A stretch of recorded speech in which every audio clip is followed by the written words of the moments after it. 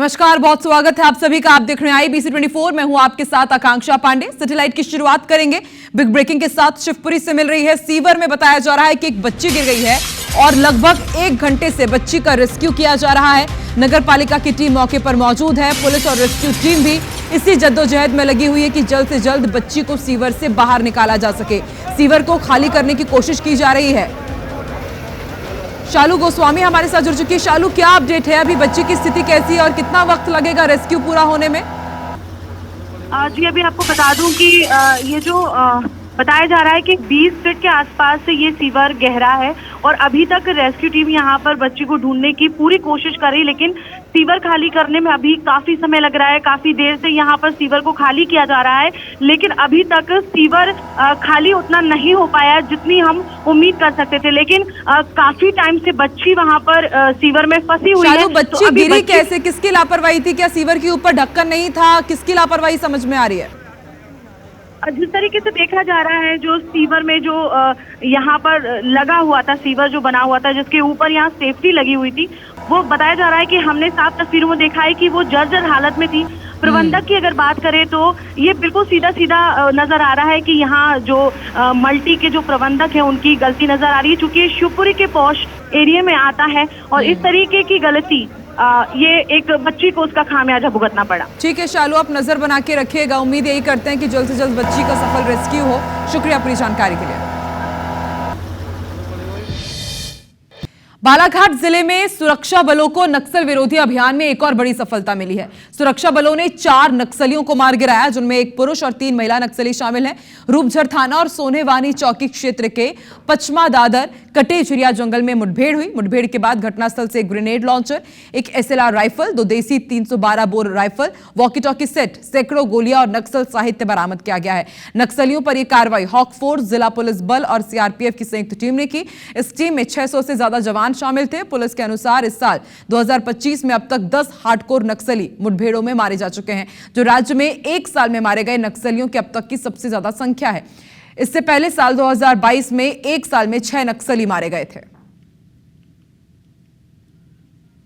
नक्सलवादियों के खिलाफ बालाघाट एकमात्र जिला था जिसमें आज भी हमने मुठभेड़ में 4 नक्सलवादी गिरा के मारे हैं, जिसमें 3 महिला हैं, 1 पुरुष है और कई प्रकार का अस्त्र शस्त्र उनसे मिले हैं। मैं उम्मीद करूंगा पुलिस की सतर्कता के साथ जिस ढंग से पूरा मूवमेंट और ऑपरेशन किया है, मेरी अपनी ओर से बधाई। बलरामपुर के लिब्रा गांव में रेत तस्करों ने पुलिसकर्मी की ट्रैक्टर से कुचलकर हत्या की थी। इस मामले में पुलिस की टीम ने 8 आरोपियों को झारखंड से गिरफ्तार किया था। मामले ने काफी तूल पकड़ा, राजनीति भी काफी हावी रही और जमकर बयानबाजी हुई। और अब इस मामले में भाजपा जिलाध्यक्ष ओम प्रकाश जायसवाल ने एक बयान देकर मामले में प्रश्न चिन्ह खड़ा कर दिया है। उन्होंने कहा कि आरक्षक अपनी सीमा छोड़कर उतनी रात में झारखंड की सीमा में क्यों गया था, यह जांच का विषय है। कांग्रेस प्रवक्ता ने बीजेपी जिलाध्यक्ष के इस बयान को बेबुनियाद बताया और कहा कि जब भाजपा शासन में रहती है तो इसी तरह के उनके पदाधिकारी अजीबोगरीब बयान देते हैं। निराधार है, क्योंकि आप लोग को भी पता होगा कि जो तस्करी हो रहा था वो बलरामपुर सीमा क्षेत्र में नहीं हो रहा था, वो झारखंड का जो सीमा क्षेत्र है उससे तस्करी हो रहा था। और बलरामपुर क्षेत्र में तो मेरे पास खासकर लगातार जो कार्रवाई प्रशासन का हो रहा है, किसी का ट्रैक्टर जब्त हो रहा है, किसी का पिकअप जब्त हो रहा है, जो भी तस्करी बालू का काम, बालू परिवहन कर रहे हैं, निजी पर जब सरकार में होती है तो अलग बात करती है और जब वो सरकार से बाहर होती है तो उनके तरफ से अलग राय आती है। यदि हत्या हुई है तो जो जिम्मेदार है उसके खिलाफ कड़ी से कड़ी कार्रवाई होनी चाहिए। भोपाल में NIA ने दबिश दी है। दिल्ली एयरपोर्ट से पकड़े गए आतंकी संगठन हिजबुल तहरीर के सदस्य मोहसिन से मिली जानकारी के बाद NIA ने भोपाल में दबिश दी। NIA ने भोपाल के अशोका गार्डन, ऐशबाग और शाहजहानाबाद इलाके में कुछ युवकों से पूछताछ की और सामान जब्त किया। ऐशबाग इलाके से जायजा लिया IBC 24 संवाददाता हरप्रीत कौर रीन ने।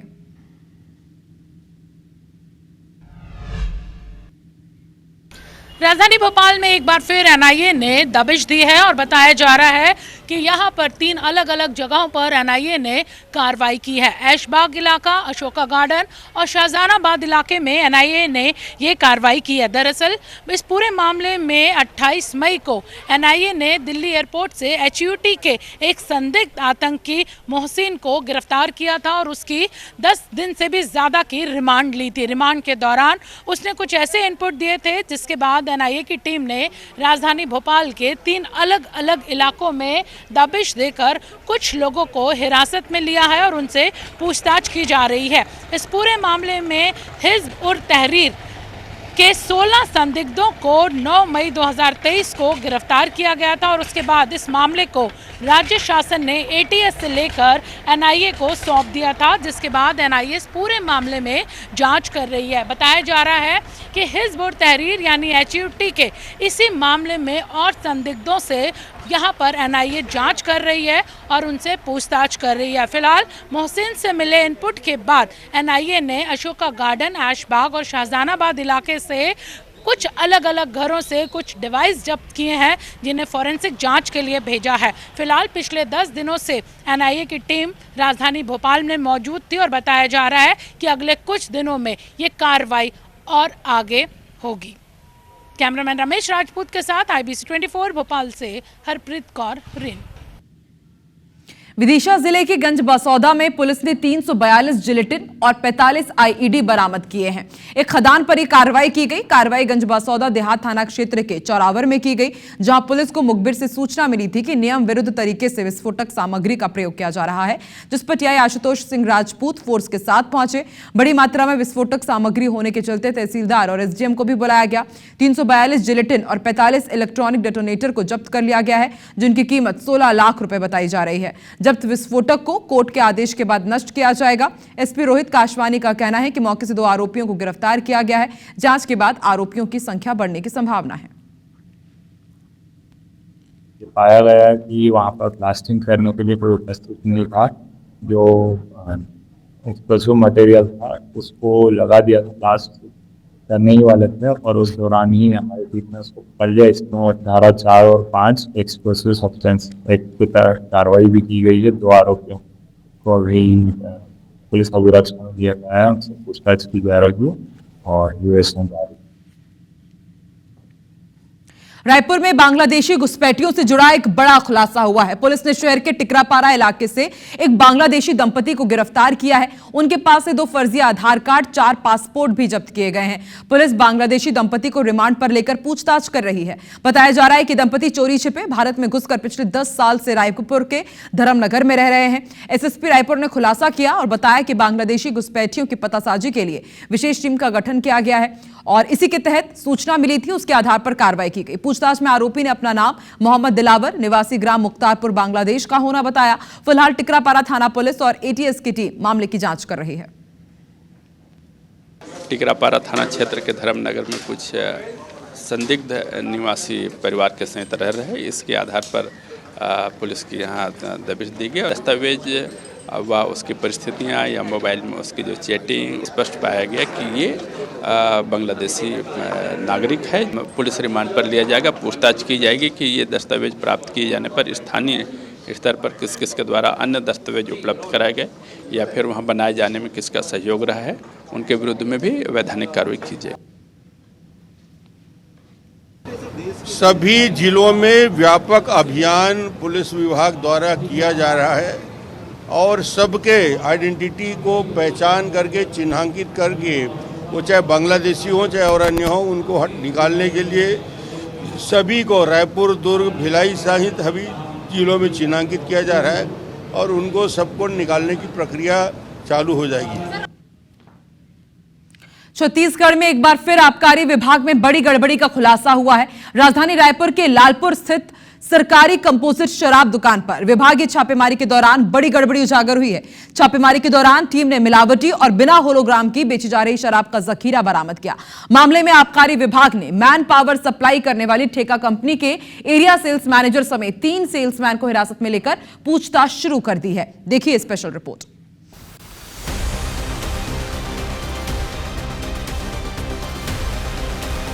ये तस्वीरें राजधानी रायपुर के लालपुर स्थित कंपोजिट शराब दुकान की है, जहां आबकारी विभाग की टीम ने मिलावटी शराब बेचने की शिकायत पर छापा मारा। अधिकारियों के मुताबिक दुकान पर रात भर कार्रवाई चली, जिसमें सरकारी शराब की बोतलों का ढक्कन ढीला कर उसमें मिलावटी शराब बेचने का खुलासा हुआ। कार्रवाई खत्म होने पर टीम ने 203 पेटी मिलावटी शराब और 34 पेटी बिना होलोग्राम वाली गोवा ब्रांड की शराब समेत कुल 300 पेटी शराब जब्त की हैं।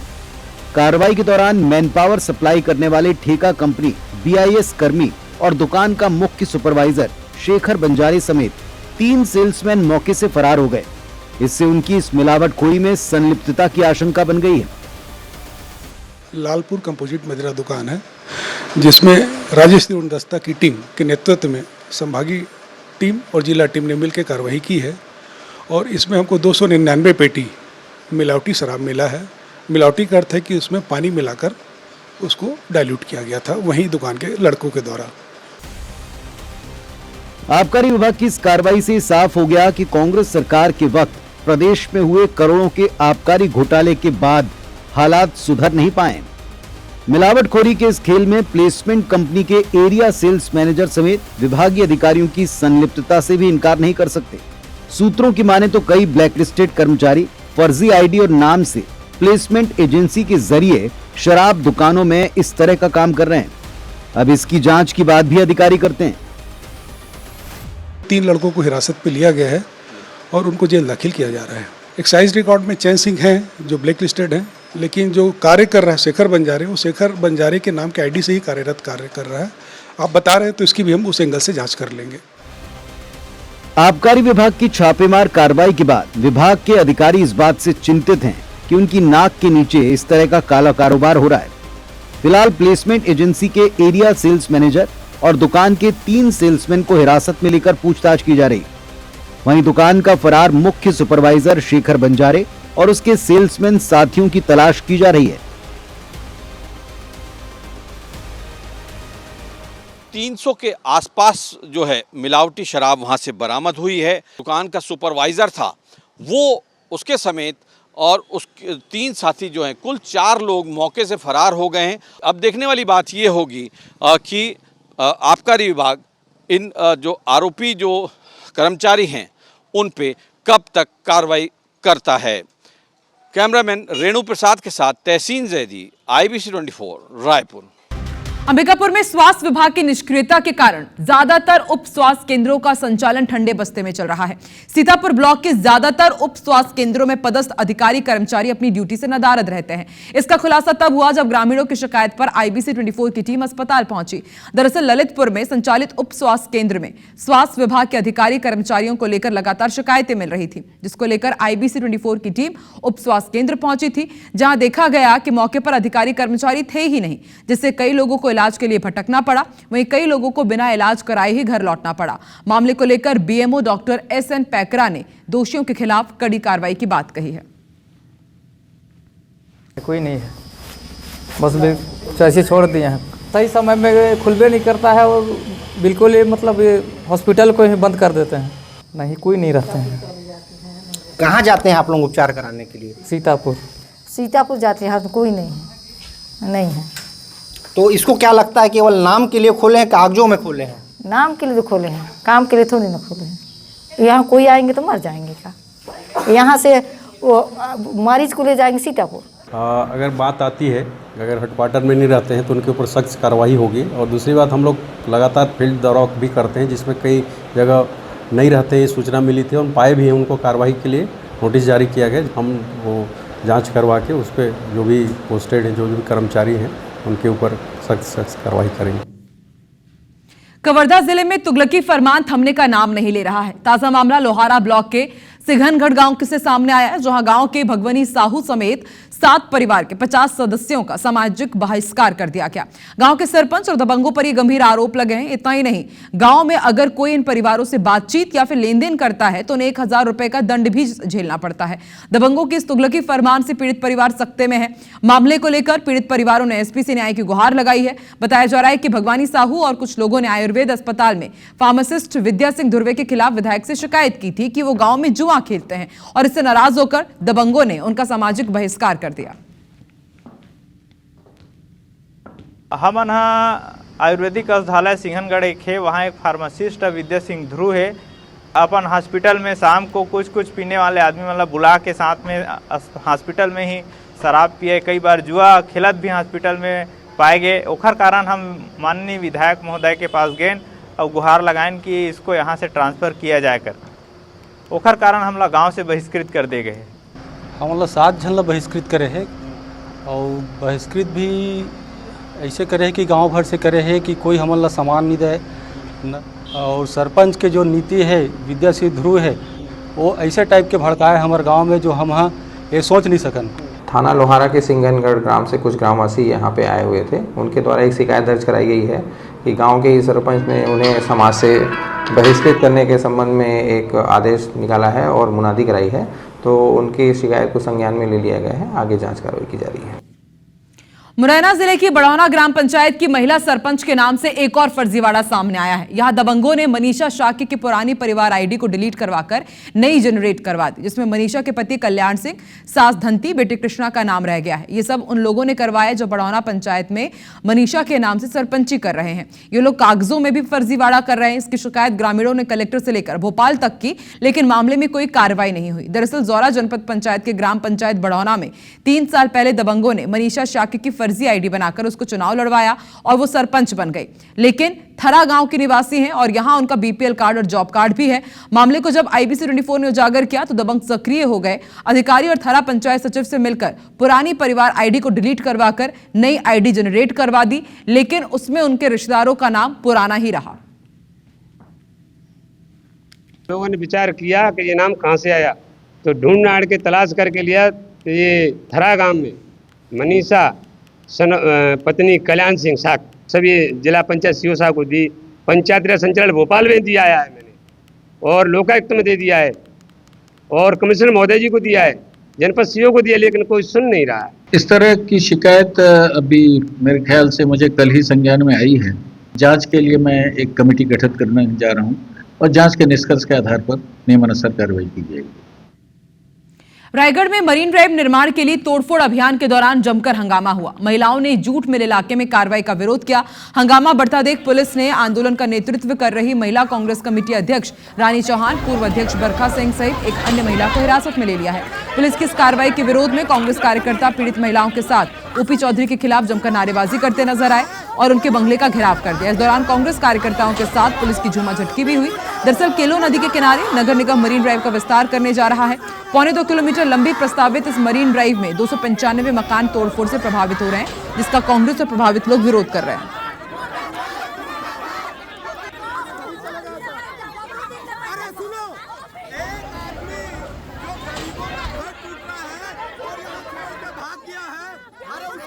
पचासन साल से वहाँ पर आ रहे हैं। और एक बात है, अभी 1 साल हमारा घर बना है, हम घर घर जाके हम बर्तन धोते हैं, 2 पैसा जुटा के हम अपना घर बनाए हैं, बाल बच्चा को पढ़ाते हैं। जमीन के बदला जमीन दिया जाए, उसमें हमको बनाने के लिए हमको पैसा दिया जाए। हम लोग को घर भी चाहिए और घर बनाने के लिए लोन भी चाहिए, और उसका पैसा हम लोग आराम से देंगे, होगा तो देंगे, नहीं होगा तो नहीं देंगे। पुलिस दबाव में प्रशासन अपनी दादागिरी करते हुए बिना वजह लोगों के मकान तोड़ रहा है, ये बहुत गलत बात है। कांग्रेस पार्टी इसमें सीधा आरोप ये लगा रही है कि केवल और केवल अपने बिल्डर साथियों को लाभ पहुंचाने के लिए इस तरह का निर्माण करा रहे हैं। लोगों ने अतिक्रमण किया हुआ था, इसमें लगभग 40 घर जो है नदी के अंदर ही लगभग बनाए हुए थे, और उसके बाद पूरा इंक्रोचमेंट था, जिसे विधिवत नोटिस देकर पर्याप्त समय देकर 14 दिन का उनको हटाया जा रहा है। अब आपको तस्वीरें दिखाते हैं। छत्तीसगढ़ के अलग अलग जिला मुख्यालय में कांग्रेस ने भाजपा सरकार और ईडी के खिलाफ पुतला फूंका, विरोध में जमकर नारेबाजी की। 5 तस्वीरें भिलाई, रायपुर, मुंगेली, राजनांदगांव और बेमेतरा की। दरअसल ईडी ने सुकमा में आपने जाना कि किस तरह से कार्रवाई की है। कवासी लखमा और उनके बेटे और उसके साथ ही सुकमा के कांग्रेस भवन को ईडी ने लाइन अटैच कर दिया और उसके बाद से ही इस तरह से ईडी का पुतला फूंक करके आज विरोध प्रदर्शन किया गया। ED, ID, income tax, CBI कठपुतली की तरह भारतीय जनता पार्टी के एजेंट बनकर काम कर रही है। जिन सेंट्रल एजेंसियों का काम कल्प्रिट को पकड़ना है, वो झूठे आरोप बनाकर, झूठे एफआईआर बनाकर, झूठे प्रकरण बनाकर हमारे नेताओं को, कांग्रेस को बदनाम करने की साजिश कर रहे हैं। आज पूरे प्रदेश के हर जिले में कांग्रेस पार्टी के द्वारा ईडी का पुतला दहन हम लोगों ने किया है। एक हफ्ते पूर्व हम लोगों ने शासन प्रशासन को, सरकार को, वे दोनों माननी जिनके बीच में श्रेय का झगड़ा हुआ पड़ा है कि फीता कौन काटेगा, उनसे भी आग्रह कर रहा था कि शहर की जनता परेशान है, फ्लाईओवर बन के रखा हुआ है, आप इसका लोकार्पण कर लें। मगर इस एक हफ्ते के अंदर उनकी सरकार का झगड़ा अभी भी शांत नहीं हुआ। पूर्व हम लोगों ने शासन प्रशासन को, सरकार को, वे दोनों माननी जिनके बीच में श्रेय का झगड़ा हुआ पड़ा है कि फीता कौन काटेगा, उनसे भी आग्रह कर रहा था कि शहर की जनता परेशान है, फ्लाईओवर बन के रखा हुआ है, आप इसका लोकार्पण कर लें। मगर मुख्यमंत्री विष्णुदेव साय शनिवार को रायपुर के कैनाल रोड स्थित झूलेलाल धाम में आयोजित निःशुल्क स्वास्थ्य शिविर में शामिल हुए।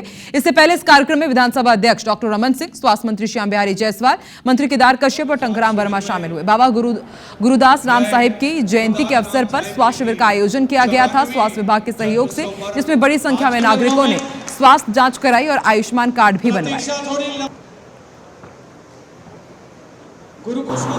आज बाबा गुरुदास साहिब जी की 94वीं जयंती है और सबसे पहले तो उनको नमन करते हैं।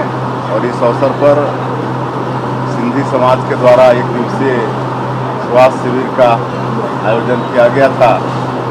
ये स्वास्थ्य शिविर का आयोजन एक कड़ी है, पूरे समाज को बहुत बहुत इसके लिए धन्यवाद और आभार व्यक्त करते हैं।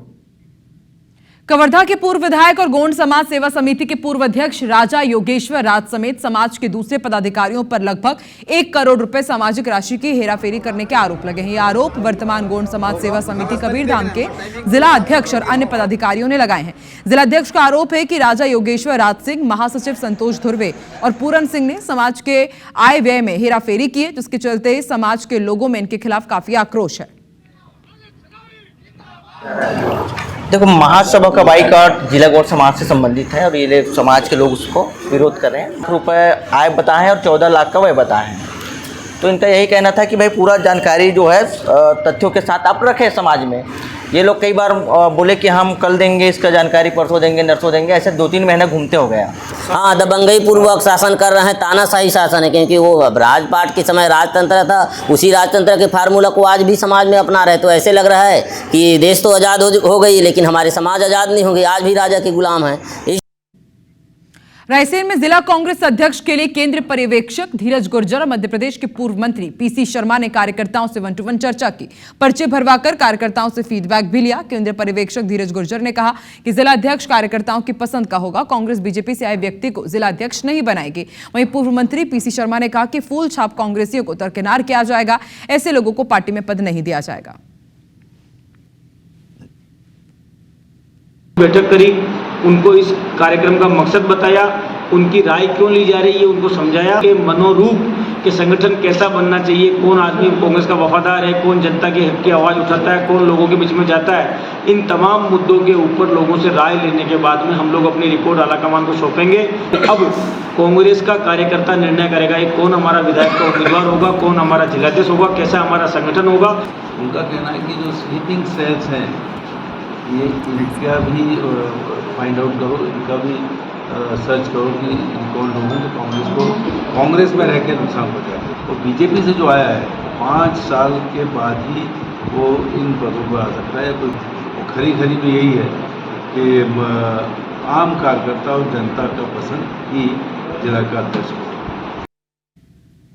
राजस्थान में एक बार फिर सचिन पायलट और अशोक गहलोत की नजदीकियां राजनीतिक हलकों में चर्चा का केंद्र बनी हुई है। सचिन पायलट के पिता राजेश पायलट की पुण्यतिथि पर आयोजित कार्यक्रम में दोनों नेता साथ नजर आए। इसके बाद राजनीतिक गलियारों में चर्चा तेज हो गई। इस पर संसदीय कार्य मंत्री ने हमला बोला और कहा कि राजस्थान की जनता को यह निर्णय करना है कि गहलोत साहब ने एक समय में पायलट को नकारा, निकम्मा जैसे बयान दिए थे। अपनी ही पार्टी के एक्स डिप्टी सीएम को निकम्मा कहना, इससे आदमी का चरित्र नजर आता है। और कांग्रेस के 4-5 बड़े बड़े नेशनल लीडर विदेशों में, अनेक देशों में गए और उन्होंने जो सही तथ्य बताए उसकी भी कांग्रेस आलोचना कर रही है। तो उन्होंने ये कहा है कि हमारी भारतीयता को नापने का कांग्रेस को अधिकार नहीं है, हमारी भारतीयता का संदेह करने का कांग्रेस को अधिकार नहीं है। ऐसी स्थिति में कांग्रेस अब उस राह पर चल पड़ी है जो अस्तित्वहीन हो जाएगी। बलरामपुर जिले के राजपुर में धर्मांतरण के मामले में नया मोड़ सामने आया है। धर्मांतरण के मामले में गिरफ्तार 2 आरोपियों ने जमानत के बाद थाना प्रभारी, भाजपा महामंत्री समेत 8 लोगों के ऊपर प्रताड़ना का आरोप लगाया और इसकी शिकायत एसपी कलेक्टर से की। दरअसल राजपुर पुलिस ने ग्राम बैड़ी में धर्मांतरण की शिकायत के बाद पशु भगत और दीपक बैद के नाम के 2 आरोपियों को गिरफ्तार किया था। आरोपियों को उसी दिन व्यवहार न्यायालय में पेश किया गया, वहां से उन्हें जमानत मिल गई और जमानत के बाद उन्होंने पुलिस और भाजपा नेताओं की शिकायत की। आरोपियों ने थाना प्रभारी कुमार चंदन सिंह, भाजपा मंडल महामंत्री संतोष तिवारी समेत अन्य 8 लोगों के खिलाफ जातिगत प्रताड़ना दिए जाने की शिकायत की। नेशनल टेस्टिंग एजेंसी ने नीट यूजी 2025 का रिजल्ट जारी कर दिया, जिसमें इंदौर के उत्कर्ष अवधिया ने देश भर में दूसरी रैंक हासिल की है। उत्कर्ष की सफलता से पूरे परिवार के साथ पूरा मध्य प्रदेश खुश है। IBC 24 के संवाददाता ने उत्कर्ष और उनके परिवार से खास बातचीत की। नीट का रिजल्ट आ चुका है। ऑल इंडिया रैंक में 2nd रैंक जो है इंदौर के उत्कर्ष ने बाजी मारी है और उत्कर्ष हमारे साथ मौजूद है। उत्कर्ष, सबसे पहले तो आपको बधाई हो क्योंकि एक बड़ा अचीवमेंट है आपका, लेकिन किस तरह की चुनौती आप मानते हैं और किस तरह से आपने तैयारी की थी? तो तैयारी मैंने नीट की स्पेसिफिकली क्लास 11th में शुरू करी थी। क्लासेस के बाद आके मैं हॉस्टल में रहता था। हॉस्टल में मैं 2-3 घंटे सेल्फ स्टडी करता था। रात को जल्दी सोता था, सुबह जल्दी उठता था और सुबह उठ के भी और सेल्फ स्टडी करने की कोशिश करता था। उत्कर्ष के माता पिता भी हमारे साथ मौजूद हैं। अब तो आप लोगों का एक सपना जो है वो पूरा होने जा रहा है, किस तरह से देख रहे हैं इस अचीवमेंट? इस अचीवमेंट को हम जो है ना, मैं जैसा कि उत्कर्ष ने भी बताया है कि ये मेरे पिताजी का सपना था कि मैं डॉक्टर बनूं, लेकिन किन्हीं कारणों से मैं नहीं कर पाया। वो मेरे बेटे ने करके दिखाया, तो हमारे यानी उसने अपने दादाजी का सपना पूरा किया है। हम लोग बहुत ही अच्छा महसूस कर रहे हैं और गौरवान्वित महसूस कर रहे हैं। उत्कर्ष की माँ हमारे साथ मौजूद है, उनके चेहरे पर अलग ही खुशी दिखाई दे रही है। मम्मी, आपका कितना बड़ा सपना पूरा हो रहा है और आपने उत्कर्ष के लिए तो आप, चूँकि माँ बाप सबसे पहले रहते हैं, उन्होंने सबसे ज़्यादा मेहनत की जाती है, आप लोगों ने किस तरह से मेहनत करी उसके लिए?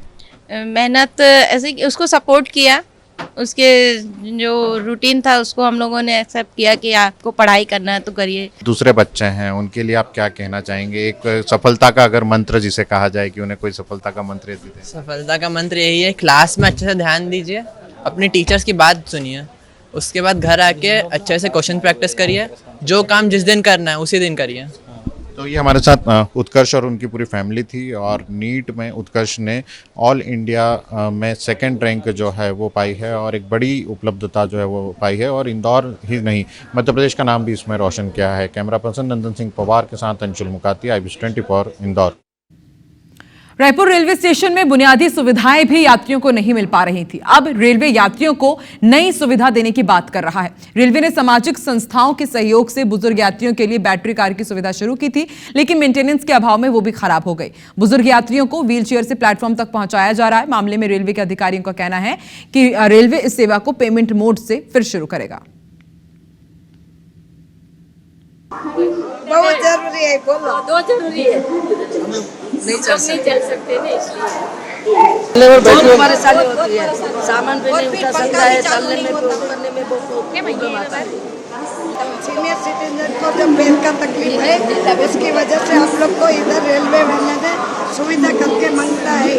बैटरी ऑपरेटेड व्हीकल्स के लिए यस, क्योंकि अभी तक जो हमारे बैटरी ऑपरेटेड व्हीकल्स हैं वो डोनेटेड या जो एक सर्टेन सोशल इनिशिएटिव्स के तहत लोगों के द्वारा दिए गए उनको ही हम चला रहे थे। चूँकि इसमें फ्रिक्वेंट ब्रेकडाउन हुआ, बीच में एक हादसा भी हुआ था इसी बैटरी ऑपरेट कार को लेकर, तो हमने एक वैकल्पिक व्यवस्था इसमें प्लान कर रहे हैं जिसमें हम चार्जेबल बेसिस पे इसको जल्दी इंट्रोड्यूस करेंगे। और इसी के साथ सिटी लाइट में फिलहाल इतना ही। आप देखते रहिए IBC 24। नमस्कार।